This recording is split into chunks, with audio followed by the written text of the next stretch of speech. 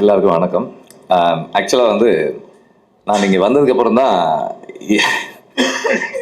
இந்த படத்துக்கு கிரியேட்டிவ் ப்ரொடியூசர்னு என் பேர் இருக்கிறது எனக்கு தெரியும். நான் இந்த படத்தில் இன்வால்வ்டு கிரியேட்டிவான்னு எனக்கு தெரியும். கிரியேட்டிவ் ப்ரொடியூசர்ன்ற டைட்டிலோட இன்வால்வ்ன்றது இப்போ தான் தெரியும், எனக்கு இங்கே வந்து தான் தெரியும். மதி வந்து is a very a man with a lot of self-respect. எப்படின்னா எதையுமே வந்து he doesn't take it for granted. அவங்க வீட்டில் வந்து அவங்க அப்பா அம்மாவுக்கு வந்து அவன் இன்ஜினியரிங் படிக்கணும்னு ஆசை. அதனால இன்ஜினியரிங்க்கு ஜாயின் பண்ணி 4 வருஷம் காலேஜ் போனான். அதுக்கப்புறம் சினிமாவுக்கு போகணுன்னப்போ நீ டிகிரி வாங்கினா போகலாம். எத்தனை அரியர்ஸ் இருந்தது அப்போ? 10 தான். ஓகே, மொத்தம் 10 அரியர்ஸ் இருந்தது. சரி, நான் முடிச்சா போலாமா அப்படின்னு கேட்டப்போ போ அப்படின்னு சொல்லியிருக்காங்க. அந்த வித்தின் த 4th இயர் அந்த எல்லா அரியர்ஸும் கிளியர் பண்ணிட்டு இப்போ நான் சினிமாவுக்கு போறேன். ஓகே, சரி போ. He could have come and asked me to work with him. அப்போ என் கூட வேலை செய்யறேன்னு சொல்லியிருந்திருக்கலாம் அவரு. ஆனால் அப்படி சொல்லலை. ஒரு படம் வெளியே போய் வேலை செஞ்சுட்டு அதுக்கப்புறம் ஒரு நாள் வந்து அண்ணா ஒரு ஷார்ட் ஃபிலிம் எடுத்திருக்கேன், அதை பாருங்க அப்படின்னு சொல்லிட்டு, அதை நான் நல்லா எடுத்திருந்தேன்னு உங்களுக்கு ஃபீல் பண்ணால் என்ன நீங்கள் சேர்த்துக்குங்க அப்படின்னு சொல்லிட்டு கேட்டார். அந்த ஃபிலிம் வந்து அந்த ஷார்ட் ஃபிலிம் அது பொல்லாதவன் முடிச்சு அந்த போஸ்ட் ப்ரொடக்ஷன் டைம்னு நினைக்கிறேன். ஜிவி ஸ்டுடியோவில் தான் நானும் ஜிவியும் தான் பார்த்தோம். பார்த்துட்டு எனக்கு பிடிச்சிருந்தது, நல்லா இருந்தது. அதில் ஆண்ட்ரூ நடிச்சிருந்தாரு. ஆண்ட்ரூ நான்லாம் ஒன்றா ஒர்க் பண்ணியிருக்கோம், அவர் நடிச்சிருந்தார். பிடிச்சிருந்தது. அப்போ நான் சொன்னேன், சரி எனக்கு பிடிச்சிருக்குப்பா, நீ வந்து ஒர்க் பண்ணு அப்படின்னு. அதுக்கப்புறம் he work with me in Aadukalam. ஆடுகளம்ல வந்து எப்படி விக்ரம் சுகுமாரன் வந்து ஸ்கிரிப்ட், டயலாக், ஷூட்டு அண்ட் டப்பிங்கில் ஒர்க் பண்ணாரோ அது மாதிரி வந்து மதி வந்து எடிட்டிங் அண்ட் போஸ்ட் ப்ரொடக்ஷன். இவங்க கான்ட்ரிபியூஷன் இல்லைன்னா அந்த படம் வாட் இட் இஸ் டுடேன்றது அது அவங்களோட கான்ட்ரிபியூஷனால தான் அது இன்னைக்கு என்னவா அது வந்து சேர்ந்தது. அந்த அளவுக்கு டெடிக்கேட்டடாக ஒர்க் பண்ணக்கூடிய ஒரு பர்சன். அப்புறம் அதுக்கப்புறம் வந்து செல்ஃபி ஹேப்பன் ஃபார் ஹிம். செல்ஃபியில் நிறைய சேலஞ்சஸ் அதெல்லாம் முடிச்சு த்ரூ அவுட் த ஜேர்னி என்னன்னா எப்போவுமே வந்து ஒர்க் பண்ணுறதுக்கும் ஒரு டீம் பர்சனாக இருந்து டீமுக்குள்ள கான்ட்ரிபியூட் பண்ணுறதுக்கும் வந்து எப்போவுமே தயங்காத ஒரு பர்சன். அண்ட் எல்லா படமுமே வந்து நான் பண்ணுற எல்லா படத்துலையுமே வந்து எங்களுக்கு வந்து ஃபைனல்னு வரும்போது வந்து அது வந்து அந்த கடைசி நேரத்தில் போட்டு எல்லாரையும் கூப்பிட்டு போட்டு காமிச்சு டிஸ்கஸ் பண்ணி இது என்ன ஒர்க் ஆகுதா ஒர்க் ஆகலையா, அது பெரிய டிஸ்கஷன் நடக்கும். ஸோ அந்த மாதிரி எப்போதுமே கூட ஒர்க் பண்ணி அதே மாதிரி மனசுக்கு படுறத எந்த ஹெசிடேஷனும் இல்லாமல் சரின்னா சரி தப்புன்னா தப்புன்னு சொல்லக்கூடிய ஒரு பர்சன். ஸோ அப்படி விடுதலையில் வந்து he was with me.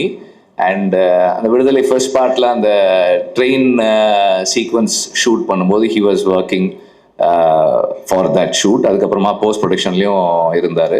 So அந்த நேரத்தில்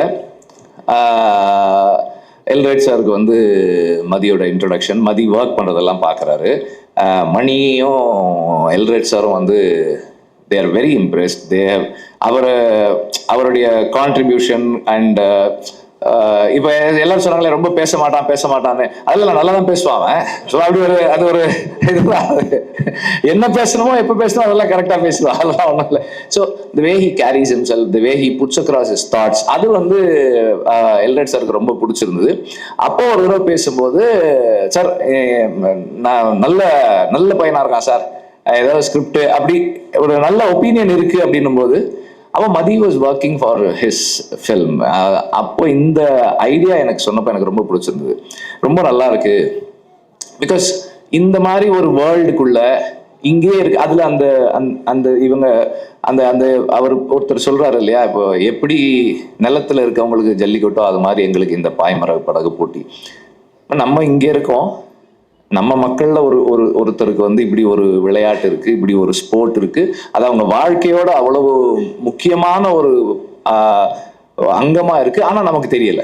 அப்ப இந்த மாதிரியான ஒரு வேர்ல்டை எக்ஸ்ப்ளோர் பண்ணி இப்படி ஒரு ஸ்டோரி சொல்லணும்னு நினைக்கிறது வந்து எனக்கு ரொம்ப நல்லா இருந்தது. I thought it's a very good idea to explore further. நீ அதை இன்னும் ஒர்க் பண்ணு அப்படின்னு சொன்னேன். அந்த அந்த பேக்ரவுண்ட்ல கொஞ்சம் டெவலப் பண்ணி ஒரு ஒரு ஒரு கான்செப்டா சொன்னப்போ நான் ப்ரொடியூசர்கிட்ட சொன்னேன், சார் உங்க வேர்ல்டுக்குள்ள ஒரு கதை இருக்கு சார், கதை சொல்றாங்க சார், நீங்க கேளுங்க அப்படின்னு. அது ஐ திங்க் அந்த விடுதலை கிளைமேக்ஸ் ஷூட்டிங் ஸ்பாட்லயே ஏதோ பேசணும்னு நினைக்கிறேன். அந்த அந்த இடத்துல சொன்னேன். அப்புறம் லைன் சொன்ன உடனே அவர் சார் சூப்பரா இருக்கு சார். அங்கிருந்து தென் அதுக்கப்புறம் அவங்க அது அப்படி அந்த ஜேர்னி அப்படி போக ஆரம்பிச்சிருச்சு. And I'm very happy that it happened. இப்போ இதில் இருக்கிற டீம் கதிர் பற்றி சொல்லணும்னா, மற்றவங்களை எனக்கு பர்சனலாக தெரியாது, அஃப்கோர்ஸ் ஜிவியை தெரியும். கதிர் பற்றி சொல்லணும்னா one of the few cinematographers who can contribute creatively in script writing. Script ஸ்டேஜ்லேயே வந்து அவரால் வந்து கிரியேட்டிவாக கான்ட்ரிபியூட் பண்ண முடியும். நான் வட சென்னை கதையை ரொம்ப வருஷமா 2003 எல்லாருக்கும் சொல்லுவேன், பார்க்குற எல்லாருக்கும் சொல்லுவேன். அப்போ ஒரு தடவை அவர்கிட்ட சொன்னேன், ஏர்லி டேஸில், பொல்லாதவனுக்கு முன்னாடியா பொல்லாதவனுக்கு அப்புறமா தெரியல, ஏதோ ஒரு டைமில் சொன்னேன். அப்போ சொன்னப்போ என்கிட்ட சொன்னார், இந்த கதையில சந்திரா தான் ஹீரோ அப்படின்னாரு. சந்திரா மேலதான் இந்த கதை இருக்கு அப்படின்னாரு. அதாவது சந்திரா மேல கதை இருக்குன்றதை கண்டுபிடிக்கிறதே வந்து ஒரு பெரிய இதுதான். ஸோ அப்போ ஒரு ஸ்கிரிப்டுக்குள்ள அவரால் வந்து அவ்வளவு கிரியேட்டிவா கான்ட்ரிபியூட் பண்ண முடியும். ஒரு ஒரு கோ ரைட்டராகவும் ஒர்க் பண்ணக்கூடிய ஒரு சினிமாட்டோகிராஃபர் இருக்கிறது மதிக்கு வந்து ஒரு பெரிய சப்போர்ட்டா இருக்கும். And editor, art director and all other technicians எல்லாருமே கண்டிப்பா வந்து இந்த விஷனோட கூட இருப்பாங்கன்ற நம்பிக்கை எனக்கு இருக்கு. ஜிவி ஆஸ் ஆல்வேஸ், ஜிவி வந்து இன்னைக்கு he's in is musical prime. ரொம்ப எஃபிஷியண்டா, ரொம்ப வைப்ரண்டா, எனர்ஜெட்டிக்காக டெலிவர் பண்ணிட்டு இருக்காரு. அண்ட் அவர்கிட்ட வந்து நீங்க 30 நாள் இல்லை 2 நாள் இல்லை, ஃபுல் படத்துக்கே நீங்க 5 நாள்லயே பண்ணுவீங்க. அது வந்து one of GV's very special qualities. It doesn't tire. எந்த நேரமா இருந்தாலும் எந்த டைமா இருந்தாலும், அன்னையிலேருந்து இன்னைக்கு வரைக்கும் அப்படிதான் இருக்கு. நான் முன்னாடியெல்லாம் வந்து நைட்டு 12 மணிக்கு மெசேஜ் பண்ணுவேன், what are you doing, then next question where are you, இங்கே தான் ஆஃபீஸில் தான் இருக்கேன், if you are in the studio I will come, okay come, I will come. Night ஒரு 12:30 மணிக்கு போவேன், அதுக்கப்புறம் உட்காந்து ஒர்க் பண்ணுவோம். இன்னைக்கும் அப்படிதான். பட் நான் நைட்டு 12:30 மணிக்கு அவருக்கு மெசேஜ் அனுப்புறது இல்லை. Otherwise the same energy is there. எந்த நேரத்திலும் ஒர்க் பண்றதுக்கு டயர் ஆகாத ஒரு பர்சன். பேக்ரவுண்ட் ஸ்கோர்ல இன்னைக்கு வந்து is able to create such impact, ரொம்ப இம்பேக்ட்ஃபுல்லான பேக்ரவுண்ட் ஸ்கோர் பண்ண முடியுது அவரால். அண்ட் ஒரு ஸ்டார் ஃபில்ம்னா அதுக்கு ஒரு அப்ரோச் வச்சிருக்காரு, ஒரு கண்டென்ட் ஃபில்ம்னா அதுக்கு ஒரு அப்ரோச் வச்சிருக்காரு, எல்லாமே நல்லா பண்றாரு. அண்ட் இந்த ஃபில்முக்கு ஒரு மிகப்பெரிய ஸ்ட்ரென்த்தா இருக்கும் ஜிவியோட மியூசிக்ன்றதுல எனக்கு எந்த டவுட்டுமே இல்லை. அண்ட் இந்த படத்தை இப்போ அவங்க ரெக்கியில எடுத்த இந்த ஃபுட்டேஜ் வந்து நான் எப்படி பாக்குறேன்னா, நானா இருந்தேன்னா இந்த ஃபுட்டேஜை வெளியே காட்டியிருக்கவே மாட்டேன். ஏன்னா இதை மேட்ச் பண்ற மாதிரி நம்ம ஆக்சுவல் ஃபுட்டேஜ் எடுக்கிறதுன்றது வந்து சினிமாவில் எடுக்கிறது ரொம்ப ரொம்ப கஷ்டம். இதை வந்து வெளியே காட்டுறதே வந்து அவங்க கான்ஃபிடன்ஸ் தான் சொல்லுது. It's going to be very challenging task for everybody to create this, to be part of this behind the camera and in front of the camera. ரொம்ப ரொம்ப பெரிய சேலஞ்சு. மதி வந்து I think is taken up a very very very big challenge. But என்னன்னா, சூரி மாதிரி ஒரு டெடிகேட்டடான ஒரு ஆர்டிஸ்டும், எல்ரெட் மாதிரி ஒரு பேஷனட்டான ப்ரொடியூசரும் இருந்தா, அவர் எல்ரெட் சார் வந்து நம்ம ப்ரொடியூசர் வந்து அவருடைய என்ன சொல்றது, ப்ரொடியூசரா இருந்தா அவருக்கு செகண்ட் ஜாப் தான். அவர் வந்து ஃபர்ஸ்ட் வந்து ஏடி தான், அவர் ஃபர்ஸ்ட் அசிஸ்டன்ட் டைரக்டர். நம்ம ஏதாவது சொன்னா சார் அன்னைக்கு சொல்லும் போது அப்படி சொன்னீங்களே சார், வேணாம் சார் இப்போ இப்படி எடுத்துக்கலாம் சார், ஐயோ சார் அது நல்லா இருந்தே சார், சார் இல்லை சார் ஒரு 2-3 நாள் எக்ஸ்ட்ரா ஆகும் சார், அப்படியா சார் போயிடுவாரு. போன உடனே ஒரு 1/2 hour கழிச்சு மணி அடிப்பார், சார் சொன்னார் சார் அது ஒரு 3 days ஆனா கூட பரவாயில்ல எடுத்துடலாம்னு சொன்னார் சார். இல்ல மணி பட்ஜெட் இல்ல சார் அதெல்லாம் சார் பார்த்துட்டாரு சார். இல்ல இப்ப பீட்டர் வரணுமே, அதுக்கு பீட்டர் சார் அது பேசிக்கலாம் சார், சார் வந்து அது எடுத்துட்டா நல்லா இருக்கும்ன்றாரு சார். இப்போ எப்படி ஆயிடும்னா டைரக்டர் வந்து ப்ரொடியூசர் கன்வின்ஸ் பண்ணுவாரு செலவு பண்றதுக்கு, நம்ம வந்து ஐயோ செலவாகுமே அப்படி எடுக்கணும். ஸோ அந்த மாதிரி ஒரு passionate about the story telling process and அதுல வந்து இன்வால்வ் ஆகி அது டைரக்டர் கூடவே ஒர்க் பண்ற ஒரு ப்ரொடியூசர். ஸோ இந்த மாதிரி ஒரு டீம் இருந்தா கண்டிப்பா மதியால பண்ண முடியும்னு நினைக்கிறேன். சூரி வந்து அவ இன்னைக்கு வந்து ஒரு எந்த கைண்ட் ஆஃப் ரோல்ஸும் பண்ணுது, ஒரு ஒரு ரூரலான ஒரு ரஸ்டிக்கான ஒரு ஒரு ஃபில்ம்ல பிளேஸ் பண்ணக்கூடிய ஒரு பிசிக் ஒரு அப்பியரன்ஸோட இருக்கிற ஒரு ஆர்டிஸ்டா இருக்காரு. அண்ட் எல்லாத்தையும் தாண்டி எவ்வளவு அடிச்சாலும் தாங்கக்கூடிய உடல் வலிமை இருக்கு சூரிய கிட்ட. Is a strong man in the sense like he is fit physically and mentally he is very strong. நம்ம எந்த எக்ஸ்டென்ட்டுக்கும் புஷ் பண்ணலாம்.